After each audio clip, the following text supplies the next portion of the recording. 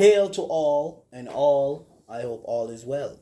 You know, it's your guy, Humble Creative, or Creative Humble, whichever name you might like.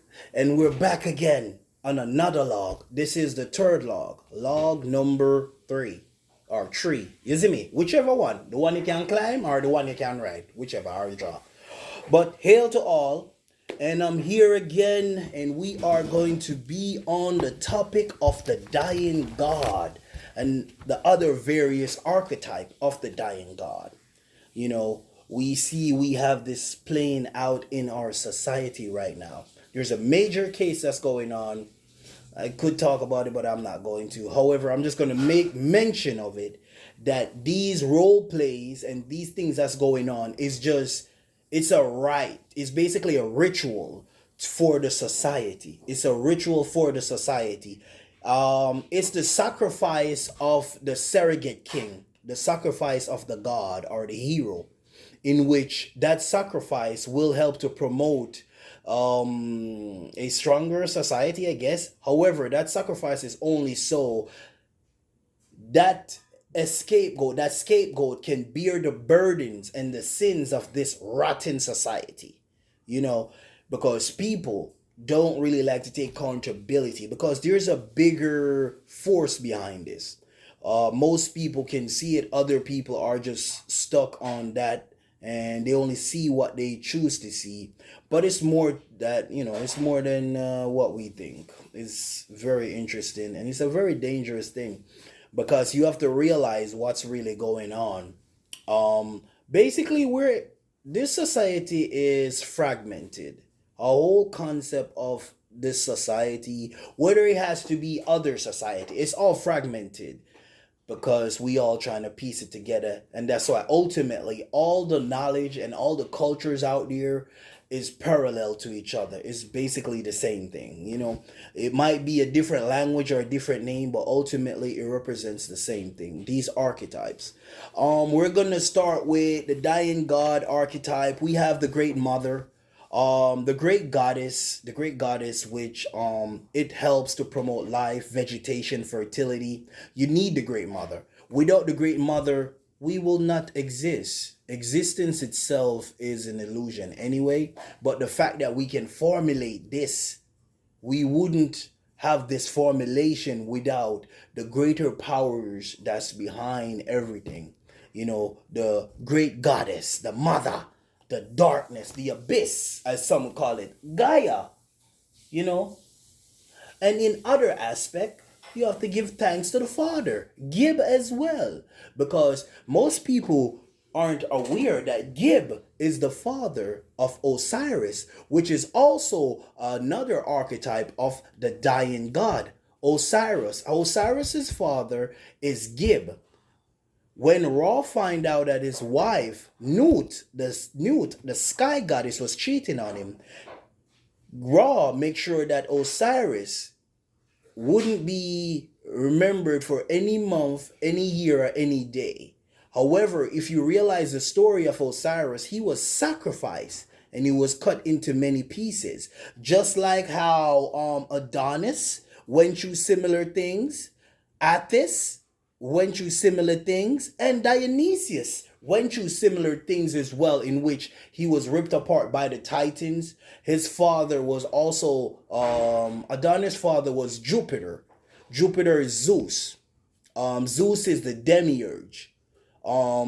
He's also known as, you can also call him Baal. Baal's son is, what's this? Alion,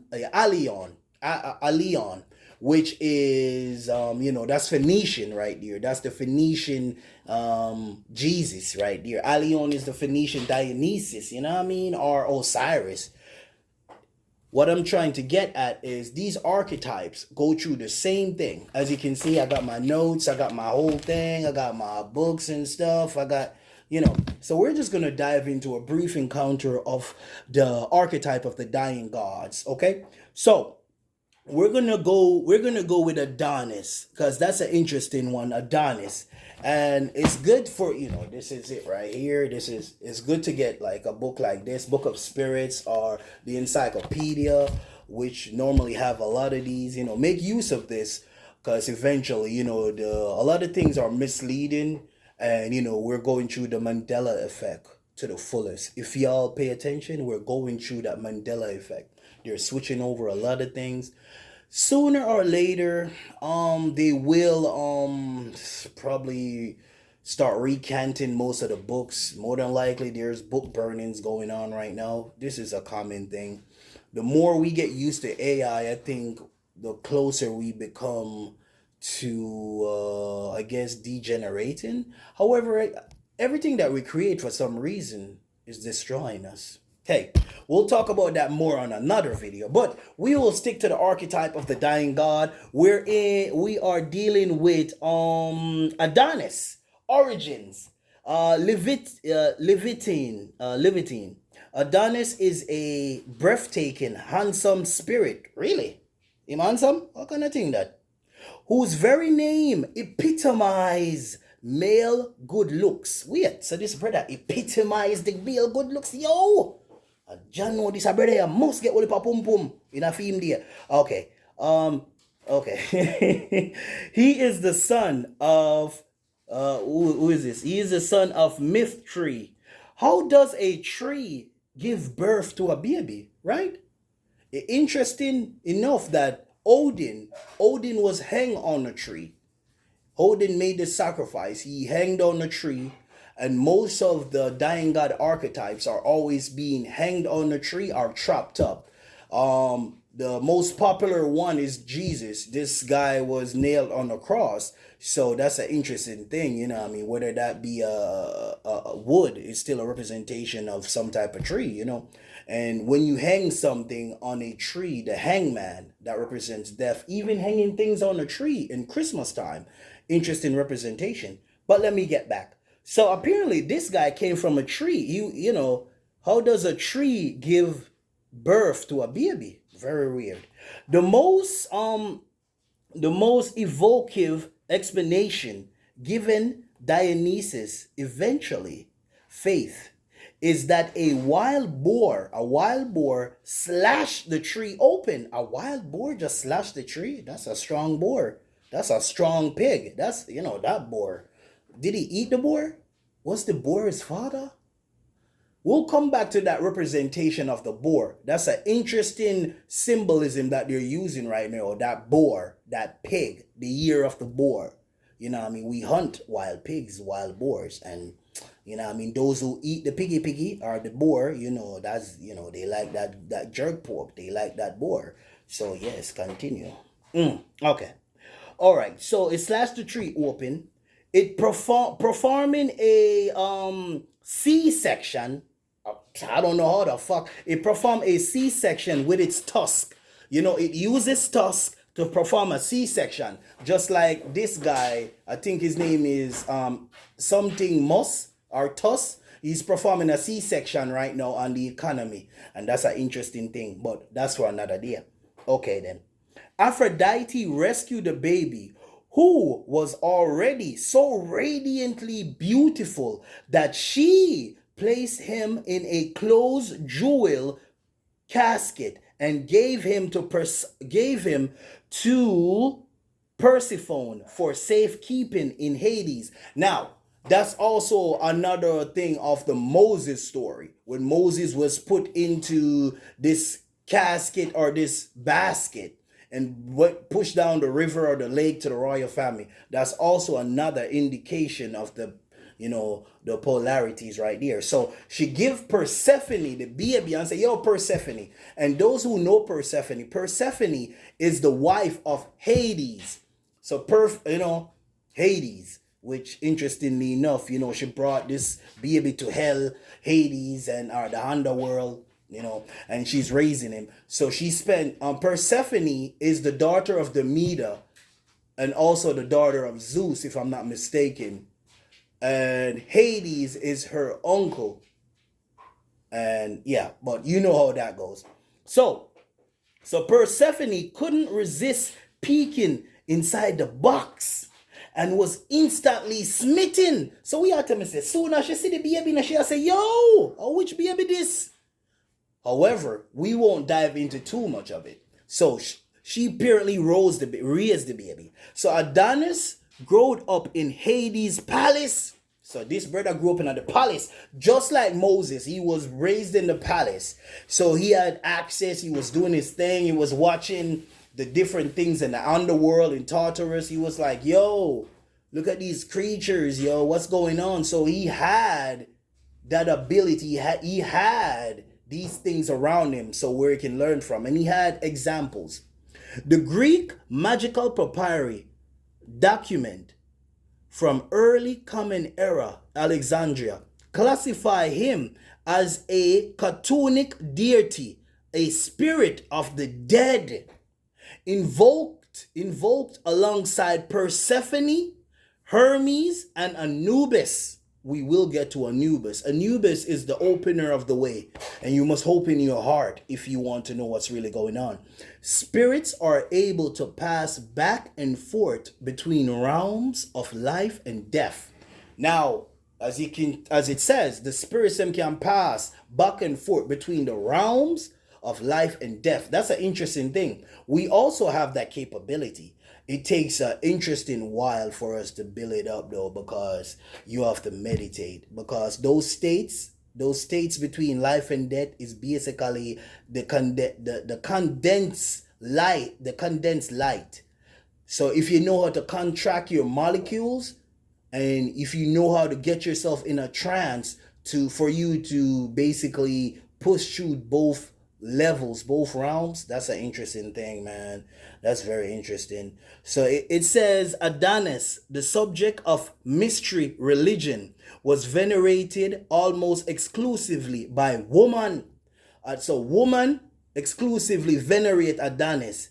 Information regarding his rites beyond their most popular aspect remain mysterious. So women have the infatuation for Adonis, which most men do too, because the world we're living in, people go both ways or 6 ways. People are pansexual, I guess, or whatever it's called. It could be a door pan. It doesn't matter. But what you choose is what you choose. That's on you. As you can see, I got a lot of paintings behind me. Me and the wife did all of those, so we try to express ourselves. Whatever you choose to do as a person, do your thing. Just be safe out there. That's how it is. Okay. So it says, when Aphrodite returned for Adonis, Persephone refused to give him back. I wonder why. Clearly she developed feelings. She's a mother. She raised a child. And we're not going to talk about the debauchery stuff that's also going on, because these things also take place. But we'll leave that for a later time. Okay. And the result was the Olympian custody battle. Whoa! So basically, this is like one of the first custody battles. They're fighting over Adonis. You know what I mean? They say, my pitney. I think they also had a story in the Bible as well, when 2 women was fighting over a child. And I think somebody wanted to cut the child in half. Was it Solomon or was it somebody? And that's an interesting case too. So it shows you the parallel between the Greek pantheons and the biblical stuff and other stuff, whether it's Phoenician, whether it's Ethiopian, whether it's Native American, whatever. It's all the same. Okay. So it started that battle, right? Now, once it started that battle, a lot of things happen. I'm telling you, right? The solution entailed dividing the year into thirds. Adonis, right, was supposed to spend 4 months with Aphrodite, 4 months with Persephone, and he was given 4 months to do as he pleased. So damn, he had to split up those months, get to spend it with both of his so-called surrogate mothers or stepmothers, and then the other 4th month he has it for himself too. So he was doing a lot of mischievous things. You know what I mean? So hey, you gotta do what you gotta do, right? We are who we are. As long as we know that, you must acknowledge yourself and your behavior. All right, let's continue, right? All right then. Okay, so legend has it, he spent those 4 months with Aphrodite. Adonis is fun. Apparently he's fun. He's gorgeous. A divine lover in every sense of the phrase. Wait. Wait there. Y'all tell me what? Don't tell me. Was this brother Adonis pumping Aphrodite? Was he pumping Persephone, his so-called mothers that raise him? We cannot put it past these deities because it is also in human nature, the nature of man to do such things as well. I don't encourage such behaviors. I do not tolerate it because you can see that a lot of people have been groomed and they are sex slaves. And a lot of people don't want to point out that, hey, their background, the way they were growing up, what happened to their parents? Who taught them this? There's a lot of people in every culture that have been groomed to endure some sick, debaucherous things. Okay, so let's get back to it. Okay, so he is a deity of pleasure. So Adonis is a deity of pleasure. So when somebody named them child that, Adonis, because there's even artists out there that has the name Adonis. Very similar. Look at them. So he's a deity of pleasure, right? Some perceive him as a pig god. You see that? He's perceived as a pig god. Now, in many cultures, the pig is unclean. The pig is where you funnel all of those wicked spirits or demons. So he's a pig god. So he does anything he wants, I guess. Okay, so divinity in the form of a sensuous, passionate boar. Woo! So he's a passionate boar. So you know a piggy can do it. Piggy. And a lot of people out there, they eat a lot of sausages. They love the piggy. So when you have brands like, probably you see something out there with something called boar whatever. You know what I mean? Think of the pig. Think of the passionate boar. And you know what them about. Because a lot of people see organization and they don't really try to go in it. They don't really try to dive in it. The representation, like what does this package mean?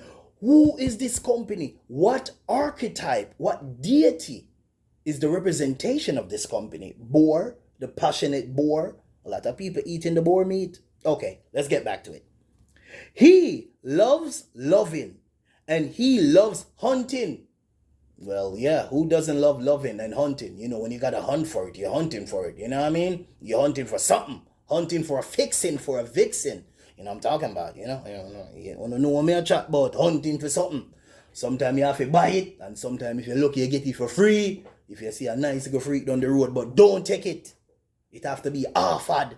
You see me? I best thing when he offer. Okay. He likes making time with woman, but he is omnisexual. So him like to make time with woman, but is omnisexual. Now the word omnisexual, when you hear omni, you must think that, oh, omni, isn't that something that has to do with God, the divine?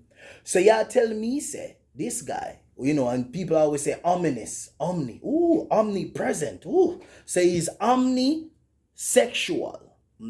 Keep that in mind. That's the word, omnisexual. If you get a chance, look up the word omnisexual. You will like it. You will see what I'm gonna talk about. Back to it. Okay, while out hunting, Adonis was gored and castrated by a wild boar. Bumbo cloud, brother. Oh, y'all got the outside a hunt and a boar. It's probably his father or the boar who, you know, helped to give Tree a C-section and say, yo, you know, say the brother there, yeah man, me need you to keep an eye on him, you know. Because the boar was probably upset because he got castrated by a boar. Who got castrated? I think also Osiris also got castrated. So in society, there's a lot of castration going on right now, a lot of castration. And we can see this, that the whole agenda is to castrate the people one way or another. So Adonis was castrated and he was gored by a boar, a wild boar. Bleeding. He was bleeding to death. The man was bleeding to death on the shores of the Adonis River in Lebanon. Lord clap, brother, when you reach a Lebanon. So y'all tell me, say Monday in a Lebanon. Where was Baal and his people? Where was Who was there to help him? So okay, so he got bored, right? You know, like bore, something bore him. And him down the river in a Lebanon, a bleed out, right? You know what I mean? It's a problem. That I will have a problem. So they must say the river now call the river now call Na Ibrahim. Na Ibrahim. Interesting. There's also a brother out there named Ibrahim. He's from the river of Bor. Okay, then say less. Ibrahim. Okay, Nar Ibrahim. And it says, run red with his blood. So, yeah, man, he run red with his blood, man. You see me? Interesting. The blood that flow onto earth transform into red wind flowers. So, red flowers. Interesting. This again with the blood. I will go into that later on. Okay. Explanation for the motivation behind his death varied. In other words, who sent the boar?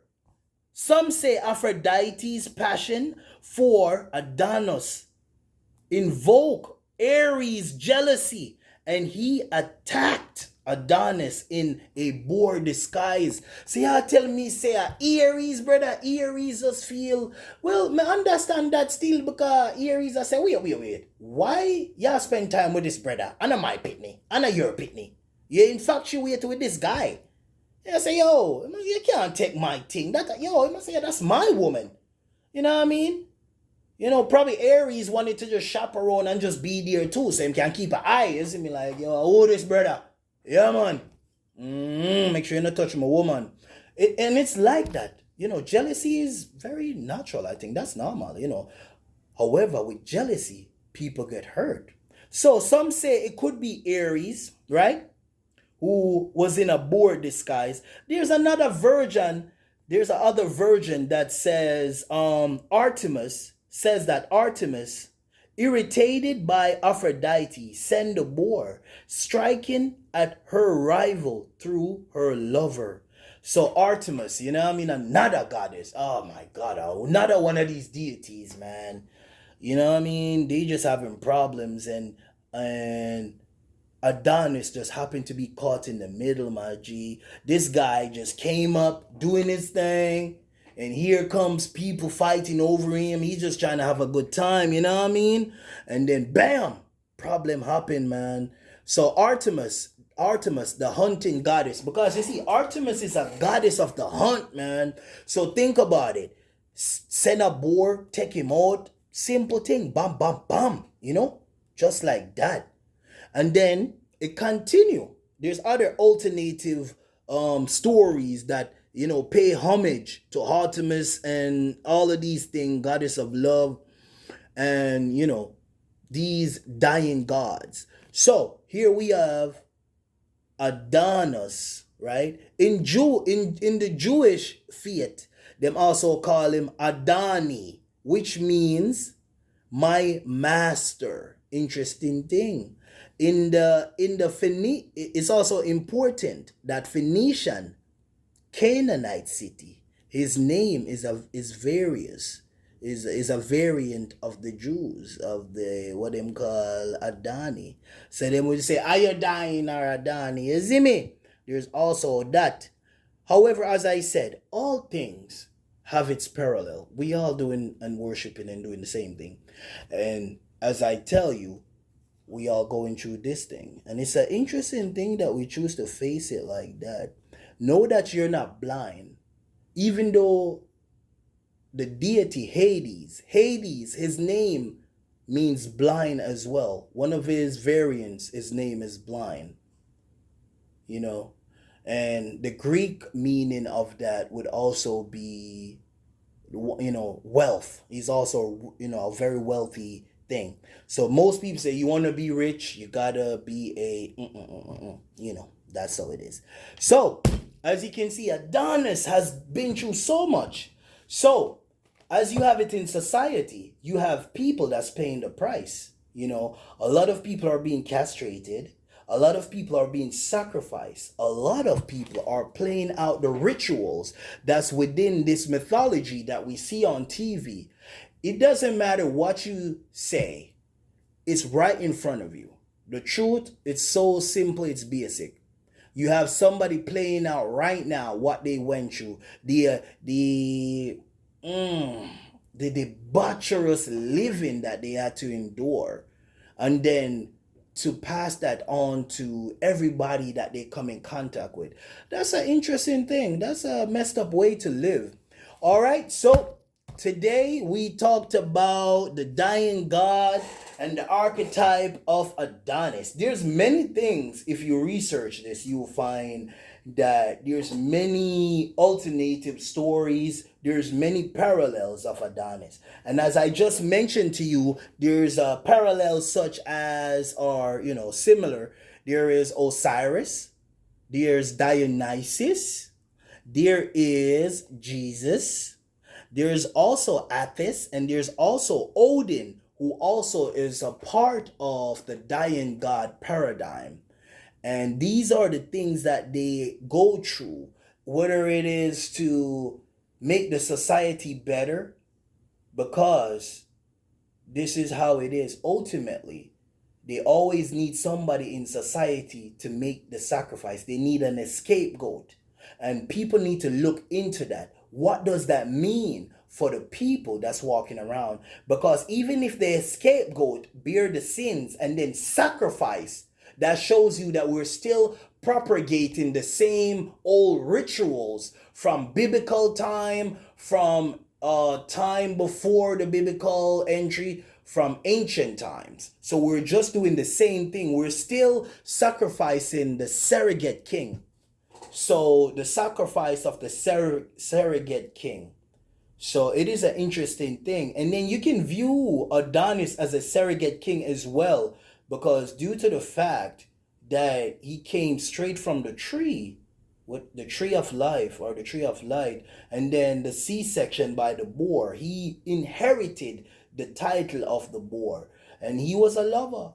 He was Mr. Lover. So he was just doing his thing, and with jealousy and with the teachings and the things that you go through and the things that you have to do to maintain, that's an interesting thing. So, as I said, the society, you have to take on the burdens of the society, the shortcomings, the sin, So that's why they need a goat. They need a scapegoat. They need a surrogate king. They need a god to sacrifice. And there is one out there that will be sacrificed. They're paying the price. Ultimately, the people, you, the individual, will pay the price. Keep that in mind. And for now, I guess that will do for now until another log date. So this is the third log within the date of the year of 2025. And we will see how the years continue to progress. I know that it's going to be a very hot summer because, me and the wife was talking and we said that it's going to be a very bloody summer like always, because it's a kansu type of thing. People are very bloodthirsty. And when I say kansu is also another representation. It's a deity. Kansu represents bloodthirsty. It represents the night traveler. Night traveler is also melanin. It's also vampiristic. It's vampirism as well. But you got to know how to interpret that. Kansu also means the king's placenta. So keep that in mind. However, just be safe out there and take it easy on yourself. Dive within. Remember, if you seek God, don't forget to dive within. That's the best thing you can do. That way God may appear to you and you will understand yourself.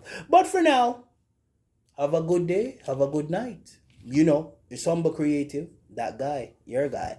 All right. Big up.